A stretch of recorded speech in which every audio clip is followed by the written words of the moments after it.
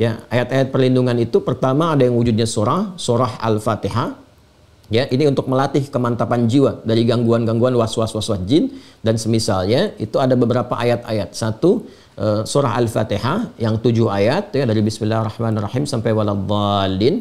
Kemudian Al-Baqarah ayat 255. Ya, ayat Al-Baqarah ayat 255. Kita kenal dengan ayat kursi. Ya. Kemudian yang ketiga itu 3 muawwadzatus salas ya, ada 3 surah perlindungan. Al-Ikhlas, Al-Falaq, An-Nas.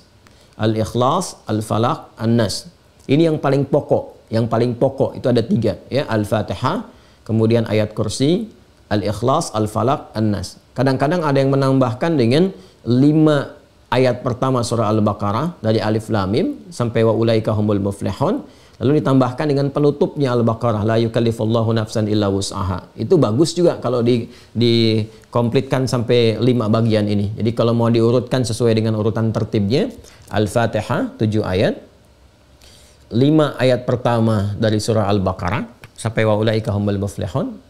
Kemudian ayat 255 ayat kursi. Kemudian selanjutnya yang keempat, akhir ayat Al-Baqarah ayat 286. Dan yang kelima bagian terakhir, 3 surah terakhir dalam Al-Quran. Al-Ikhlas, Al-Falaq, An-Nas. Nah, kalau kita konsisten melatih dengan itu, baca, jadikan zikir kita. Kalau terjebak pada yang seperti tadi, pengaruh-pengaruh dan sebagainya, nah itu Allah akan mengangkat. Ya, pengaruh-pengaruh jin tadi, pengaruh-pengaruh yang tidak baik, was-was, ketakutan, ada ini, itu diangkat oleh Allah, diganti dengan penanaman tauhid, kekuatan-kekuatan Rabbani namanya, kekuatan Rabbaniyah. Tanamkan pada jiwa kita, sehingga yang tadi itu hilang. Nah, mengangkat sesuatu dari dalam diri kita dan mengganti dengan baiknya, itu yang disebut ruqyah namanya. Karena itu 5 bagian tadi disebut dengan ayat-ayat ruqyah atau surah-surah ruqyah.